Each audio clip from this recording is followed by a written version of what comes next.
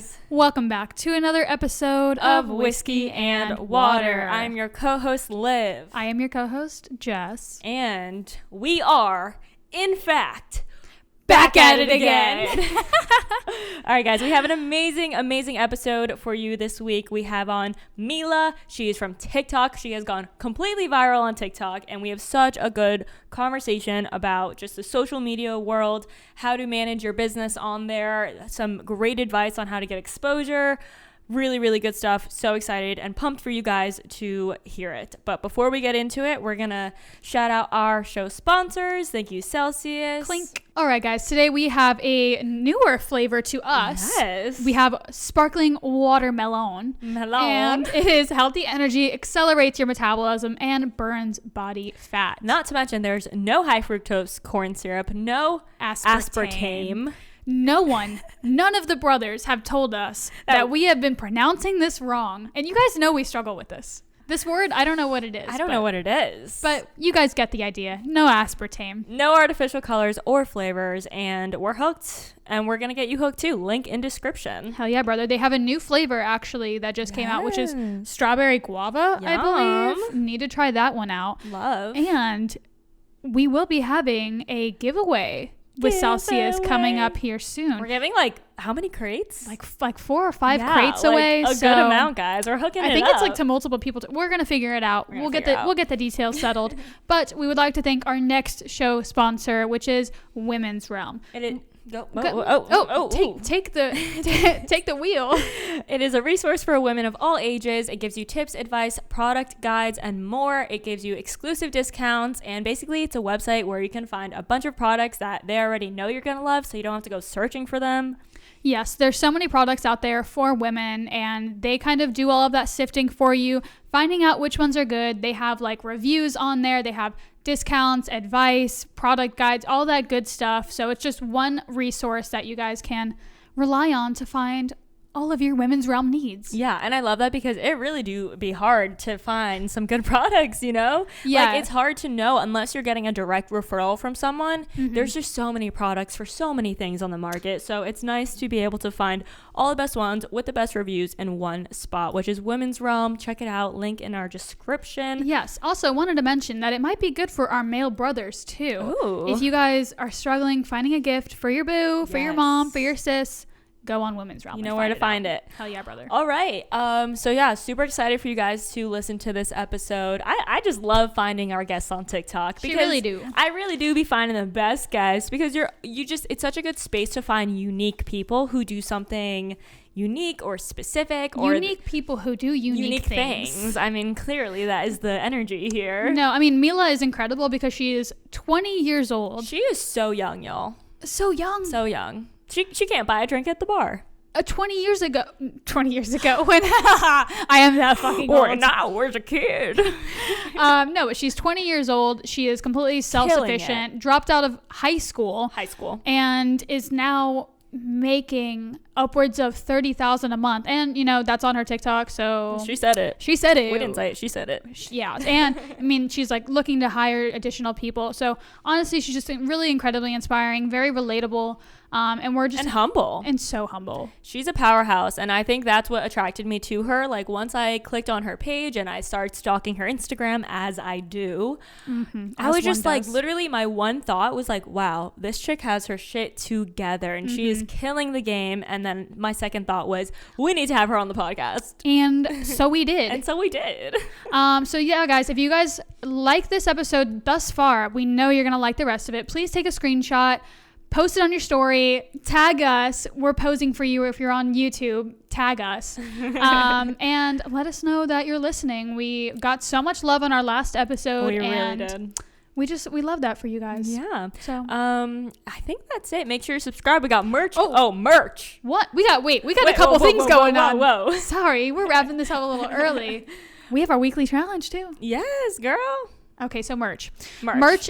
So we are filming this a week ahead, as we do, and merch is already live, brothers. It's ready to go. You guys can go cop your hats, your bucket hats, your hoodies, your swag, your sweatpants, your long sleeves. We got it all. whiskeyandwaterpodcast.com. Yes, go get your merch, guys. Go swag yourself out. We're so excited about it. Hell yeah. And last but not least, our weekly challenge. Yes. We may or may not have forgotten it last week. We don't know. We still don't know. It's pending. Odds are we forgot it, but we are not forgetting right now. Not this time. We're back and we're better. You know what I feel like right now? You know those memes that are like my last 2 brain cells? I feel like that is what we are. Like if this is their first episode they're listening to, like, what are these chicks on? We're on Celsius. Hell yeah, brother. Oh, and if we have any new listeners, like anyone who's coming over from Mila's side, hi, we are Whiskey and Water. And basically we're talking about female entrepreneurship and women in business, and no bullshit, all truth, all transparent, all value, and we're excited to have you here. Hell yeah, brother. Welcome to the Whiskey and Water train. And we do weekly challenges where we are going to challenge you guys to do one thing that is going to improve your life or better yourself, or make you further along in your personal development journey, whatever it is. Could be small, could be big, but this week's weekly challenge, we are challenging you to tackle that daunting task that has been on your to-do list on the back burner for weeks or months in our cases, possibly years. You never know. There's always that one task that you just avoid doing because you just don't want to do it. We get it, but we are challenging you to do that task this week. Pick a day you're going to tackle it and just get it done, brother. And when you do it, tag us in it. We'll let you guys know what we're doing. There's a few things on the back burner, so I have to decide which one I'm going to do. The one that's been there the longest, that's the rule. That's the rule of thumb here. That also happens to be the most expensive one. Right, so I'll let you guys know. We've got a few things up there, but for me, it's like figuring out my like health insurance, which really is like should be priority. But for me, I'm like not totally confident on how to get it done. So it kind of just sits there until I like have the mental capacity to get it done. But this week it's happening. Hell yeah, brother. We love that for you. All right. So that's it. We're going to hop right into the episode, not hold you guys any longer. And enjoy. Yep. All right, guys, we're on with Mila. Mila, thank you so much for joining us. We are so excited to have you on today. You're welcome. Thank you for having me. I'm excited too. So, like many of our guests, I stumbled across Mila on TikTok, which you love to see it. And that's kind of been a big part of your business, is like blowing up on TikTok. And before we really get into the nitty gritty of the conversation, just if you could introduce yourself to our audience, tell them a little bit about you and what you do, that would be awesome.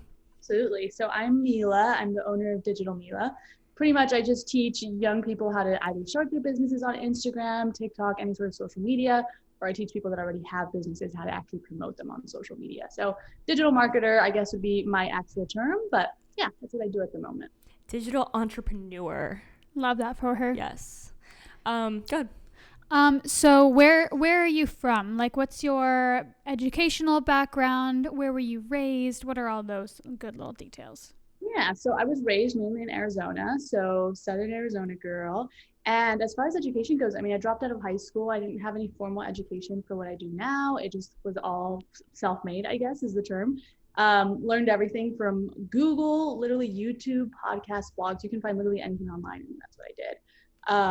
I grew up with a mother that was very entrepreneurial, I think is a word, and she literally never worked for anyone else. So I feel like I just grew up with that mindset. Like there was just no other option other than to learn to do something myself. So it all ended up working out really great, and here we are. And what inspired you to drop out of high school? It wasn't really inspiration. It was more like just giving up. You know, I love the transparency. I really do. Yeah, it was overwhelming. I mean, I had untreated ADHD at the time, and I was homeschooled at the same time. So I was like my own teacher, and it was just too much. It was just too much for me to handle. So I dropped out, and luckily it all worked out. But you know, don't drop out of school, kids. Yeah, we're not encouraging this, guys. Stay in school, kids. I mean, we're college dropouts, so we feel that, honestly. I love what you said about, being raised in your mom being an entrepreneur, or kind of just having that mindset, because I think that's something that's really important to instill in kids at a young age. And I do wonder if it's something that people are born with naturally, or if it's something that they can cultivate themselves. Do you feel like it was a mix of both for you, or do you feel like a part of it was something, or do you think it was like all because of how you were raised? Honestly, I think it's a mix. So I think it just stems from creativity. And I feel like everyone is creative in their own sense. You just got to find what you're creative about. Like I'm not creative artistically whatsoever, but I can get creative with business ideas and stuff like that. So I think it was just a matter of one, being creative, and two, having the mold to fall into with my mother of just having pretty much a good role model and knowing to follow her footsteps, Love that. And what led you on the path of like digital entrepreneur? Was there something about the space that, that led you to it, or that, you kind of felt drawn to? Honestly, it was just because I grew up with social media. Like, I just felt comfortable with social media. I knew how to use it. It was, filled with people that were my own age, my own demographic. Like, it just seemed to fall into place. As far as like actually choosing this career, that definitely didn't happen. It like 100% fell in my lap, and it just ended up being something I really enjoyed. But I definitely think, given that our generation grew up with social media, I mean, MySpace, throwback, Facebook, Instagram, literally everything, we know how to use it. We know what it's meant for. And it's just a matter of using that to our advantage, whether that's business or personal. Were you ever on MySpace? It wasn't. That was before your time. I knew it. I know. There's no way. I feel so dated. Yeah, no. I remember making a fake account like behind my mom's back, but I'm still like 6 years old. Oh my god. Start them young. See, okay. I was making a fake account behind my mom's back, but I was like, 13, 14. And I was making a fake account pretending to be Miley Cyrus. Anyways, I digress. If you know, you know. I digress. Okay, and also for reference for our audience, how old are you? I'm 20. 20. Love it. Not a even young legal. gun. Can't even buy a drink at a bar. No. But can be a successful entrepreneur. You love that for her. You love to see it. So you're a digital entrepreneur. Can you kind of explain to people what that means? I know that you work obviously predominantly on Instagram, and you teach people how to be a social media manager. Can you tell people a little bit more about what that entails? Yeah, so pretty much for the people I'm training to be managers, it's like a matter of helping other entrepreneurs who just don't have the time or the knowledge to run their own social media. Especially right now with COVID, social media is such an incredibly powerful tool that needs to be used, but it's one, time consuming, and two, a bit overwhelming if you don't know what you're doing. So basically I'm training people to help other entrepreneurs pretty much just like paying it forward on how to run their social media, what to post, when to post it, like what's going to attract the ideal audience and so forth. So it's just a matter of coming up with those strategies and teaching other students to do the same thing. I think but even more so you, because even 5 years makes such a big difference when technology moves so incredibly fast. Like every 6 months, the platforms can be different, the algorithm can be different. So even the 5 years difference between us, I feel like you have such an advantage. Like your generation has such a big advantage of growing up and it literally being second nature to you. Yeah. Because I know like a lot of bigger corporations and these older companies, they are struggling. They are trying to figure out how to stay relevant, how to stay on Instagram, how to keep up with the trends, how to keep up with the new features and the stories and the reels. Like they can't keep up. And that's where they take hiring someone like you in who doesn't even, and I also think I love your story about dropping out in high school because it speaks volumes about how times have changed and you don't need a degree in something like social media because, for example, that's what we were studying. Our degree was digital media. And it got to a point where we were like, we're literally making an income and we don't have a degree and we don't have a 9 to 5. And it was like, for me, I was minoring in social media management and I was like, I would be able to teach this class. Like, I don't know why I'm going to sit here and pay some boomer to fucking, No offense, boomers. We love our boomers. To, explain this to me when I know that I could be teaching this class. So. Yeah. And I think your experience is always going to be valued higher in a sense. Like if someone sees your account, sees what you're doing, sees that you're a coach, you're literally teaching people, they are going to offer you the job over someone who is fresh out of college and all they have is a paper degree saying that they learned something, with no proof really behind it.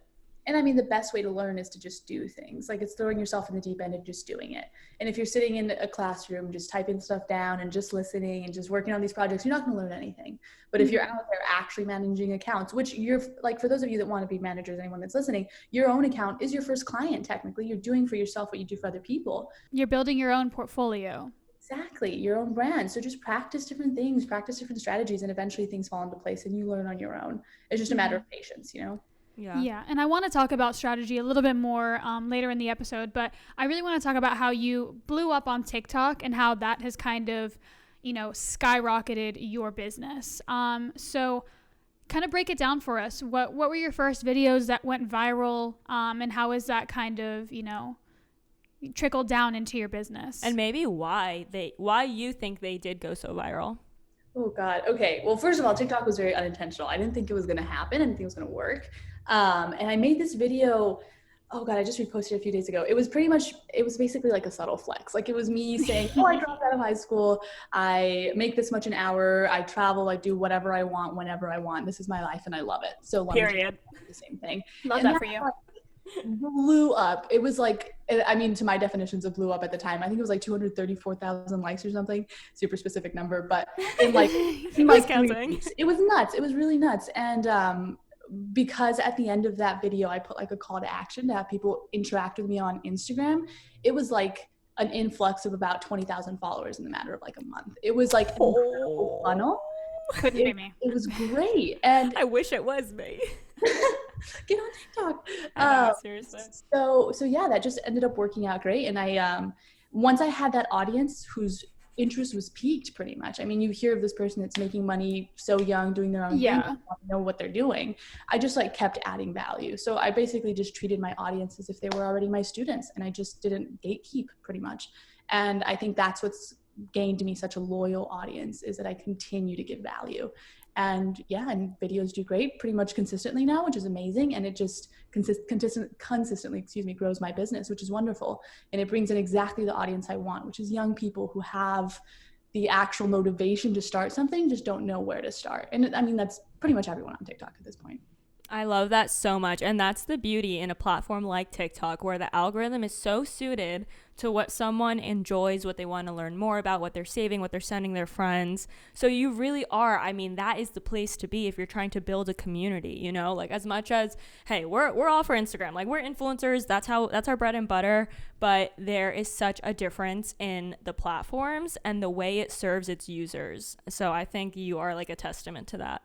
And TikTok is now what Instagram was like 5 years ago. So like if you're trying to get on any social media, now is the time to get on TikTok, because like Instagram now favors big creators. And once you're a big creator, you've got it made, and smaller accounts have a harder time to grow. But on TikTok, I mean, you get exposure so quickly. It's just a matter of applying yourself and getting on the bandwagon before it passes, you know? Right. And I feel like what's really special about TikTok is the community aspect. And, you know, I think we've talked about this before, where it's like, you know, you post really niche content. And so everyone that follows you is following you to see that content. So it really is a direct translation from, you know, audience to consumer, because, you know, they're obviously following you for a reason. They're going over to your other platforms, which is, that's what everyone wants out of the platform, is to kind of grow across all of their platforms. And so I feel like that's what also helps your business as well, is because, you know, everyone is interested in, you know, what you have to offer. They're all the ideal prospect. Like they're the ideal client. Like they're all just lining up, and it's not like, oh, someone might relate to this a little bit, someone might relate to other things more. It's like you're getting exactly the type of follower that you want, you know? That's the beauty in it. It's an amazing algorithm, honestly. Yeah. How much do you think having a niche played in your success on that? Because that word gets tossed around a lot. People definitely encourage having a niche for Instagram or for YouTube or for TikTok. And for me, that's challenging personally, because I'm interested in so many things, and I feel like so much of my content could do really well. So I'm like doing dancing videos, and then I'm doing behind the scenes of a commercial, you know? So it's hard for me to find a niche. But how do you think that played in your success of like really growing that account? Honestly, I think it was a really big factor, because as soon as people saw my face pop up on their For You page or whatever page, they immediately knew what information they were going to get. Right. And that's what determined whether or not a person stayed and watched or stayed and listened. So, and I've noticed just by looking at my analytics, the videos where I start off consistently the same, or the videos where I start with the same wording to lead into the same type of topic, always do better. Because that's why people followed me in the first place. People didn't follow me for me to do like TikTok trends and stuff like that. They followed me for informative information. So basically, if I stick to one specific niche, I can guarantee those people will eventually turn into consumers rather than just trying to reach everyone, you know? Yeah. Genius. And I feel like that's really important for like any sort of creator who's having trouble on TikTok. Like if you have one video blow up, which it's pretty common, I feel like a lot of people have at least one that does a couple numbers, you need to replicate that content and just continue to do that, because, you know, it's like, you know, you don't need to reinvent the wheelhouse. If something's blowing up, it's blowing up for a reason, and you need to continue to do that sort of content. stick with what works. Yeah. And even, you know, think of yourself as a user on TikTok. Like when I find something and I think it's interesting, if I go to their page and they have a bunch of other random shit, I'm probably not going to follow them. Exactly. So yeah, I think that's good advice too, or insight. Is just put yourself in the user's shoes, of the follower's shoes. Would you follow the account? Would you follow your own account, or would you not, you know? Yeah, because people, if you're not already a voice or an influencer, then, you know, people have no reason to follow you based off one video. Like, they're not invested in you yet. They're invested in your content. You know, the content comes first, and then the investment into, you know, yourself as a personality comes after. But I did want to talk to you about imposter syndrome, because, you know, being so young and being self-taught, I can only imagine that, you know, you've had to kind of, you know, prove yourself or overcome that personal hurdle. And so what's your experience on dealing with imposter syndrome? Honestly, I found that it's not really like something that is to be solved, at least not for me. It's something that you just consistently deal with, and it'll pop up every once in a while. It's like that little voice in the back of your head, you know? And yeah, I just found, I think the reason behind it is because my job comes so easily to me, because like what we talked about, growing up with social media, it feels like second nature to me. So it almost feels bad to be succeeding so well at something that's so easy for me. Mm-hmm. So it's just like, it almost, it makes me feel like a fraud sometimes. Like, why is it so easy? Like, there's a reason for this being so easy, and it's probably because I'm a piece of shit. So it's a matter of not listening to that voice, but it's also just there. And I think the best thing that helps me overcome it is just proving myself to myself. So like, I'll hop on an Instagram live and answer tons of questions, and then like going back and rewatch the video and just like watch myself kicking ass and answering these questions like it's second nature, and I'll be like, hell yeah, I deserve this, or whatever it is I need to do to prove myself to myself. And that usually helps me get out of that space, but it's definitely not something that's just a one and done, you know, unfortunately. Definitely. And, you know, it's not your fault that you're, you know, talented. Dope as fuck, you know? It's a God-given talent to teach people how to manage social media. I mean, you're either born with it or you're not. Yeah, and I think that, you know, not everyone that has a successful business is doing something like monumental. You know, like there's a huge trend with like clay earrings, you know, and it's like a lot of people are doing this, but, you know, a lot of people are, you know, making money from it. And that's not like, you know, it's not bad that everyone's kind of doing something similar, or, you know, not something that, because, you know, anyone I'm sure could figure it out. Yeah. It's just that you're providing a service and that people are buying it. And if people are going to continue to buy it, then, you know, you don't need to feel bad for that. Yeah.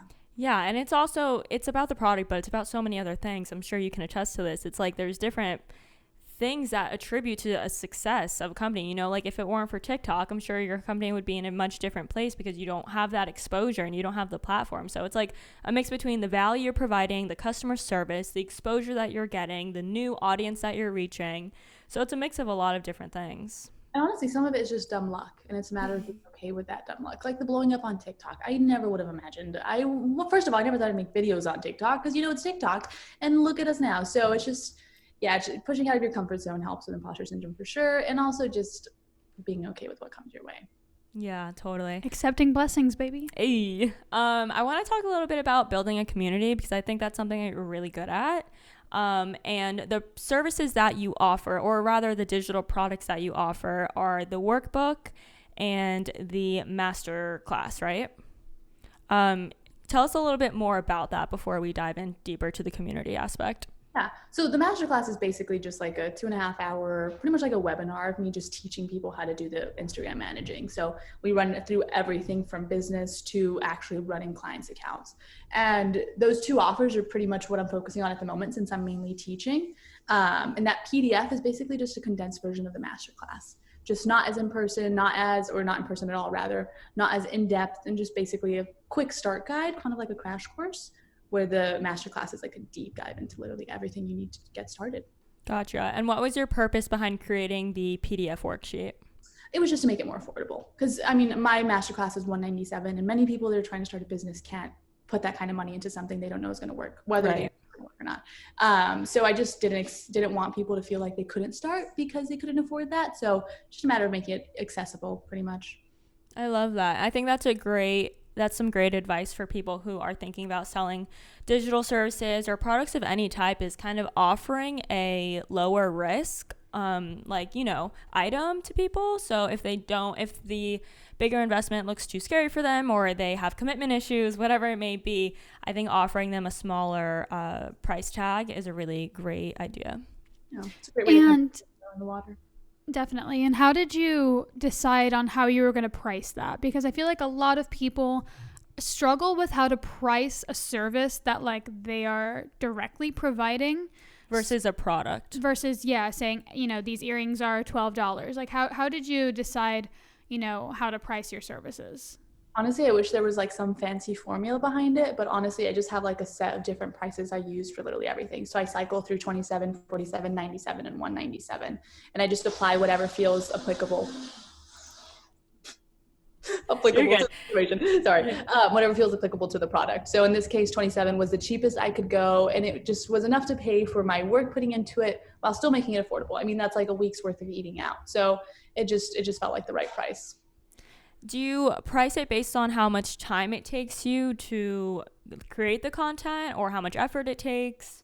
As far as like, it usually is like the length of it, like the length of creating it. So like that workbook took me about 2 days to create, and like at the volume I was trying to sell it, 27 just felt like the right price. As far as the match go, that took me like a month to create, and that's like actively a lot of work. I have to update it. I'm also like active with my students afterwards.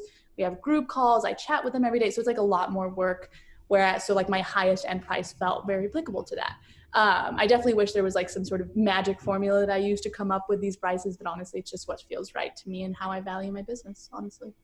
Nice. And what would you say to someone who might say like, ooh, that's a bit expensive, don't you think? You know, I actually have seen that on TikTok a lot, about mostly like artists who create work, and they get comments like, you know, $40 for this little thing, and then they show like everything that goes into making that little piece of art, and you know, it's expensive because there's things that you have to invest in to get your business running and off the ground. So what would you say to someone who maybe thinks your services are priced too high?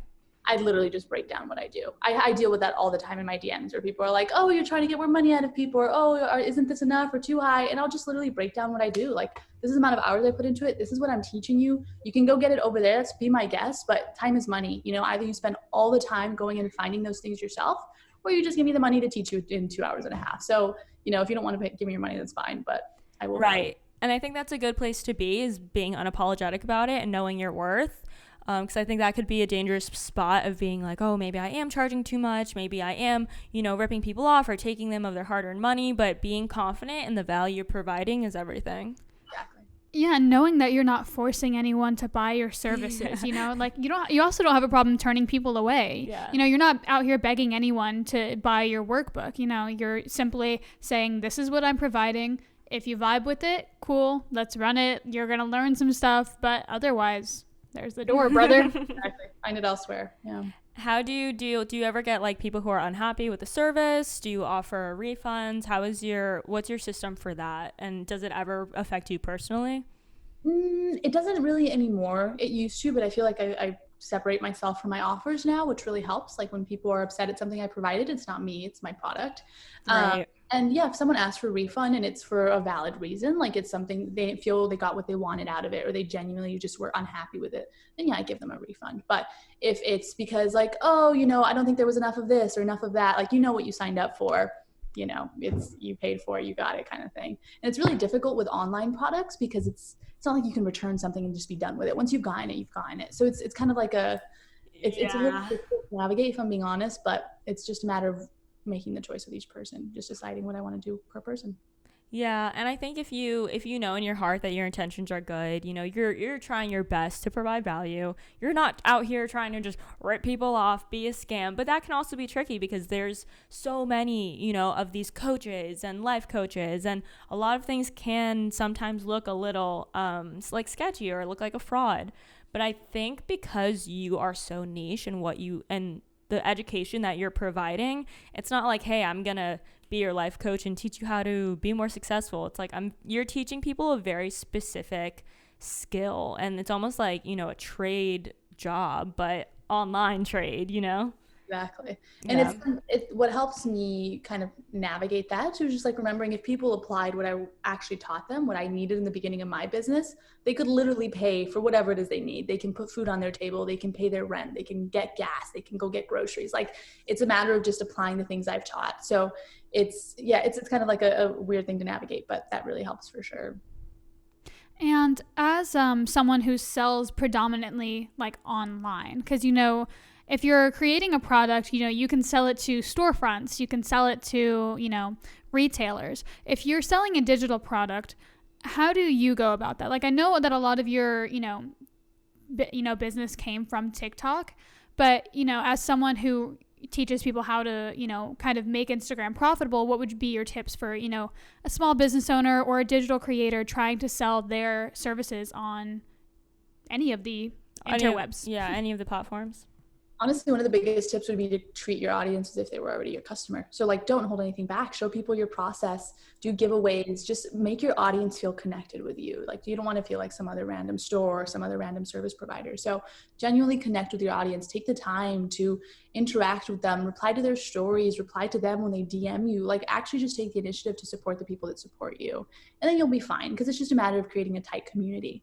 And if you remember what social media was intended for originally, it was to make friends. It was to interact with one another. So if you do that properly, then you're gonna have no issues running a successful business online. I love that. And that kind of brings me back to my question prior about community. And I feel like a lot of what you do is community based, like how you have your Facebook. Do you have a Facebook group? Mm-mm. Oh, yes, I do. I have two. Oh my God. Oh, okay. You're like, no. It's okay. You got a lot going on. You're a one woman show over there. So, but yeah, the private Facebook groups, the group meetings, like a lot of what you do is community based. How important do you think that is in building like a community? I think especially online, or like building a business rather online.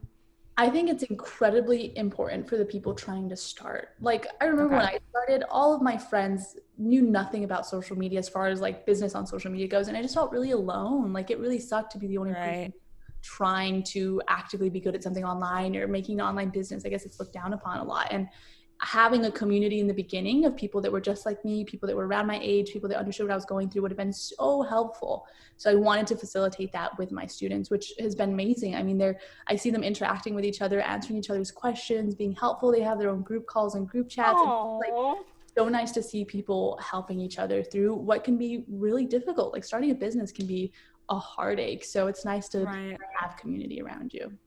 I love that. That's what you're like, a proud mama bear. You're like, oh, look at my little babies. And I love that you said that, because I was even listening to Bigger Pockets this morning, and they had like a little business similar pro tips. I think it's called like a quick tip in the morning, and it was like in the morning.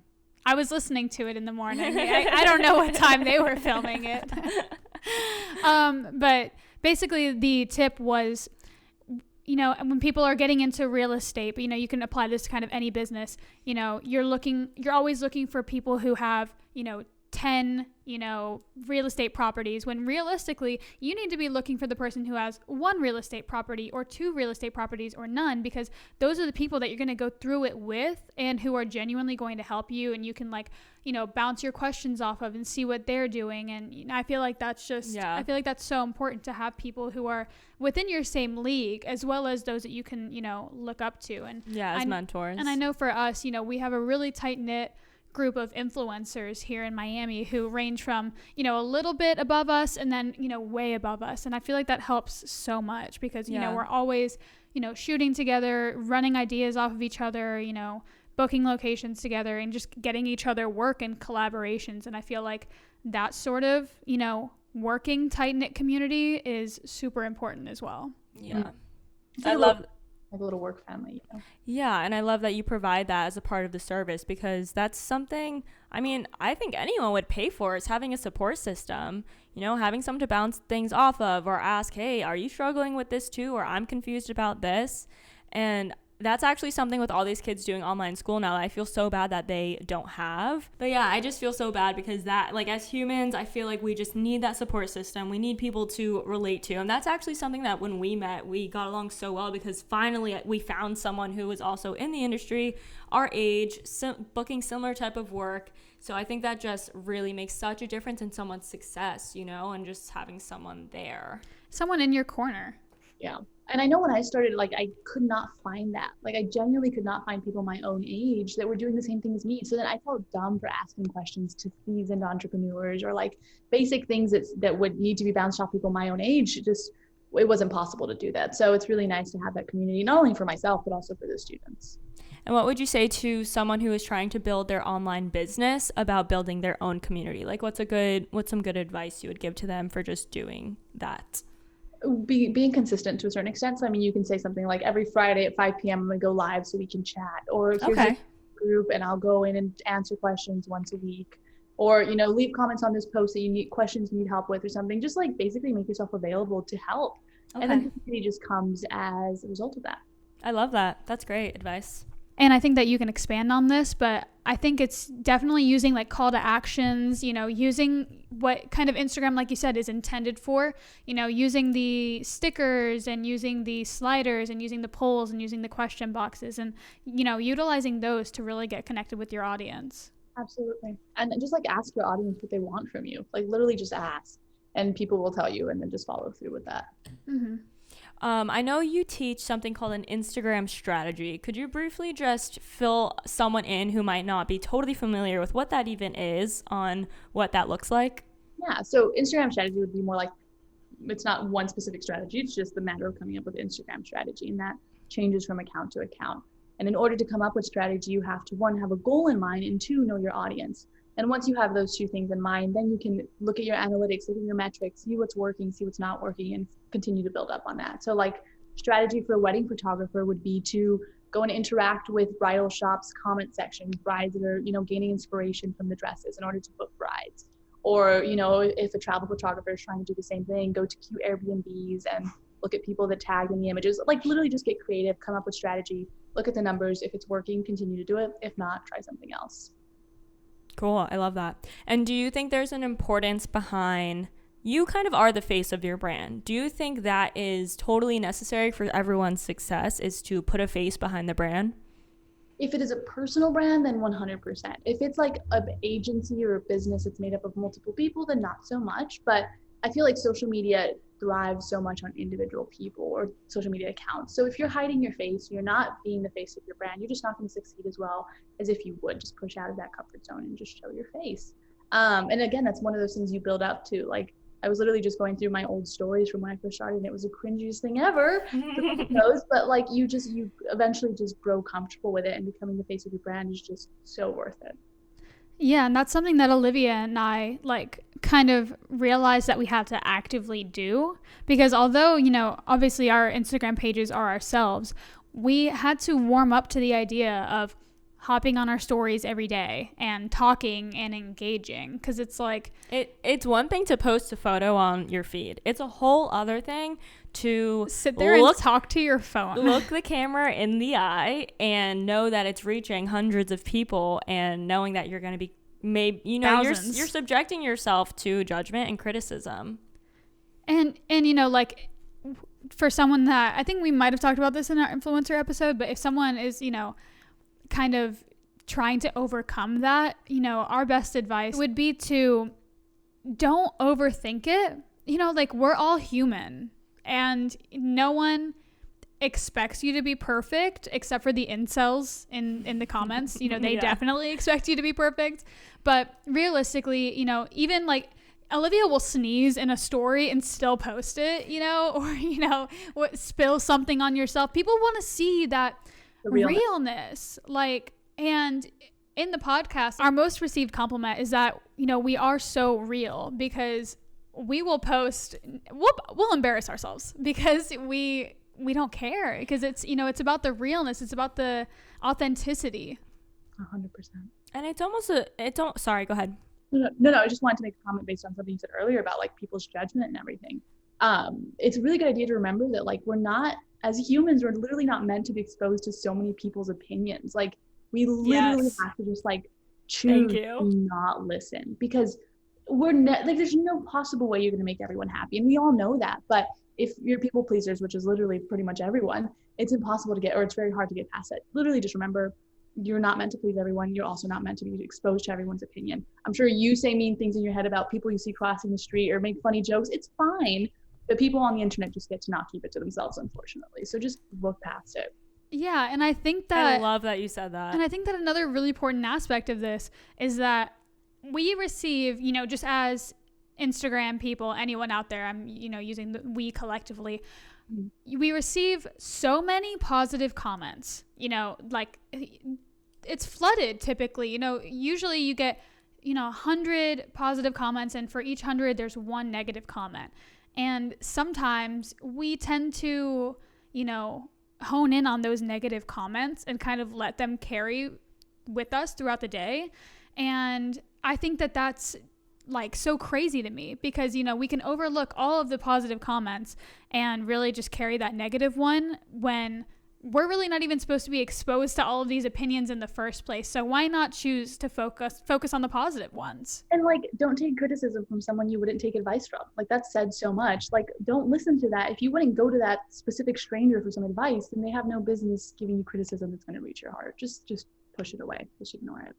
Absolutely. That's great advice. I really love that, because that's tough. And I don't think that's something that you ever get past or become an expert in, is just like, you know, I mean, you can get better at brushing it off, but I think it's always something that you have to work on consistently. Is just, you know, you're not going to be everyone's jam. You're not going to be everyone's cup of tea. And I'm sure when you take a lot of pride in your work, it kind of stings even more. But yeah, I think really valuing those positive comments the same way we value the negative ones, I mean, then at the end of the day, you're really feeling good about yourself, and you won't be thinking about that one bad comment on your drive home or whatever it may be. And literally just like delete the bad comments. Like, if they're block, get rid of them. It's fine. It's your page. Do what you want. Block.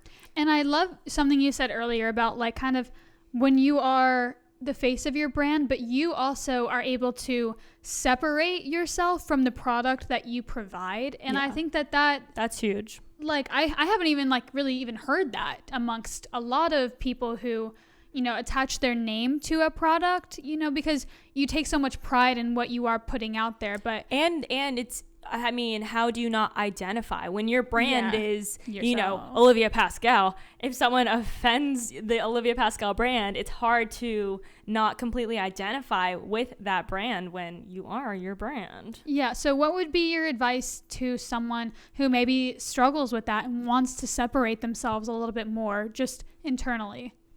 Oof, I honestly, I don't know as far as like influencers go, because you guys are literally your brand. Like, or any sort of business owner. Yeah, a business owner that is in close relation or is the face of their brand. Yeah, if you're selling a product or a service, it's a good thing to just remember that people are upset at the product or the service, not you. Do you know what I mean? If someone is upset with what you received, it's upset at that product or something you created. It's not you as a person.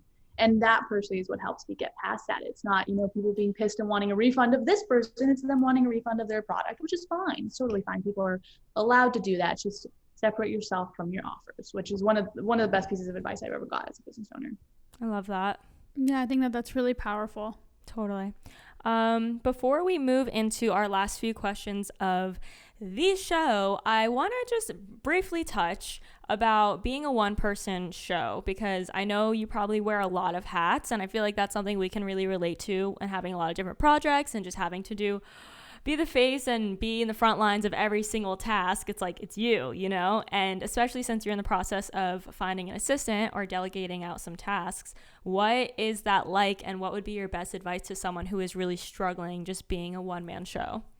Don't try to be a one-man show once you've outgrown it. Outsource it. Value your time just like you value the time you put into your products.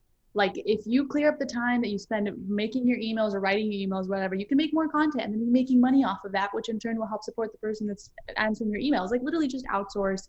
I feel like as business owners, and I'm sure you guys also relate to this, it's almost like a need for control. Like, I need to control everything. I'm the only person that can do it right. I've got to do everything. I've got to be the one to answer every email, schedule every call. And it's just not the case. let go. If you expect for it to be a sustainable business or a long-term thing and you don't want to, be crippled by the age of 50, then make sure that you're actually outsourcing, take it easy on yourself. Yeah. And like, if you take, a hard look at yourself and you're like, okay, well, I want my business to be, making X, Y, and Z amount in 5 years. Do you think that you're going to do that alone, brother? Because there's just no way. And so, you have to learn how to begin outsourcing kind of early, or outsourcing or just delegating early on in the stages, because you need to free up that brain power to do the things that you are truly passionate at and good at, because it'll just burn you out doing tasks that don't light that fire inside of you. Or that you're not good at and you don't enjoy. Like, we can't be great at everything. I'm better at some things than Jess is, and vice versa. She's better at things that I don't want anything to do with. So, I think it's about knowing your personal strengths and then outsourcing the things that you're just not good at, or the things that you don't enjoy, whether it's customer service or writing emails or picking up the phone and actually talking to someone. Whatever it is, I think once you get to that point where you can just delegate those out, your life will be so much easier. You will enjoy your business more. You will be more successful. I mean, getting our assistant, Kennedy, has been the best thing that we have done in a long time, and can't really imagine running the show without her at this point. So this show would not be sustainable without her, because there's just a lot of small tasks that take the joy out of doing the pod. Because like, it's tedious. We like sitting here having these conversations with incredible people like you. We don't necessarily like doing all the editing or, uploading the episode and doing the descriptions. And, I won't go too far into what we don't do. But yeah, it's definitely been just a huge game changer for us, and freeing up our time to do the things that we enjoy and that I feel like we are good at. Yeah. And then I'm sure it allows you to be more present here too. Like, you're not having like a ton of tasks in the back of your mind and to-dos. You can just be present and do your job well, which is the case for anyone. Absolutely. Yeah. And I do want to say that took us a while to kind of, one, realize that we needed the help, and two, like, was that a sneeze? Realize that we needed the help, and then actually, like, find the correct person, because there were days that we felt so burnt out. Like, we're on the verge of tears, being like, something needs to change. And we do that so frequently. We just take a hard look at like the business and our time and say, okay, what here can we become more efficient at, and what can we change, and how can we make this a more enjoyable process for us, honestly. Precisely. That's the point of owning your business. You want to enjoy it, right? So do what you got to do to make that happen. Totally. Do you already know, once you hire someone, what tasks you're delegating out to them? Oh my gosh. I have a whole board already ready. I'm just ready to add a team member to it and not ever have to think about it again. Oh my God. Love that for you. So one of her videos, just to give everyone a background, one of her videos that went viral was the one that she said, hey, I'm hiring. If you're interested, send me an email with your resume. And how many applicants did you get from that video? I actually asked people to duet and stitch me on TikTok, so it would Genius. be like more videos, so then more engagement. So yeah, genius. But, it was over 3,000 applicants, and then I got over 1,000 applicants via email as well. So a huge influx of applicants. It's absolutely insane. Absolutely insane. And it's so funny now. I keep seeing on my For You page other people hiring on TikTok now. It's really funny. It's like, great, use it. It's a great way to reach different types of people. And people she said, trendsetter. I did that. Oh my God, awesome. This was so good. We are going to wrap up the show with a few questions that we like to ask every guest.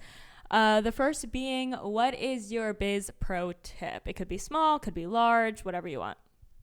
Be consistent. Literally, whatever it is you do, just be consistent. Consistently post, show up consistently come out with new products or services. Just be consistent. That will help you create a community. That'll help your engagement on socials, and that'll just help you be a good business owner. So just be consistent with everything you do. Yeah, and it'll help you gain trust with those people that you already have as well. They know you're showing up. Precisely. Mm-hmm. Yeah. Give the people what they want. Okay, and our next question is, what is the best piece of advice that you have ever received? It's definitely a big cliche, but to just start. And it's like a piece of advice. I say this all the time, but it's a piece of advice I wasn't ready to like actually digest until I was ready to hear it. You know what I mean? And it's a matter of don't wait until everything is perfect. Don't wait till you've got plans A through Z set out. Just start with the first step. If you want to start an online business on Instagram, first step is make your Instagram account. Second step is make your first post, and just take it as it comes. You're never going to be fully ready. And even if you have a plan set to the T, you're going to deviate from that plan, whether you like it or not. So just start. Things are going to happen, but it'll work out if you're just consistent with it as well. So yeah, that's probably it. Amazing. You're awesome. Thank you so much. You are so wise beyond your years, so articulate, so amazing. Thank you so much for joining us. Where can people find more about you if they want to follow along your journey? Yeah, so on TikTok, I'm at the Mila Holmes, and on Instagram, I'm Digital Mila. So follow me on any of those, and yeah. Yeah, and we'll put that in our show notes as well so that people can go find it, because we know if you're like Olivia, you can't spell. Can't spell shit. So, or pronounce anything. I can't say anything either, but it's fine. It's fine. We're fine. If you guys like this episode, make sure you take a screenshot, tag Mila, tag us, let us know you're listening, let us know you loved it. And that's about it, brothers. We'll see you next week for another episode.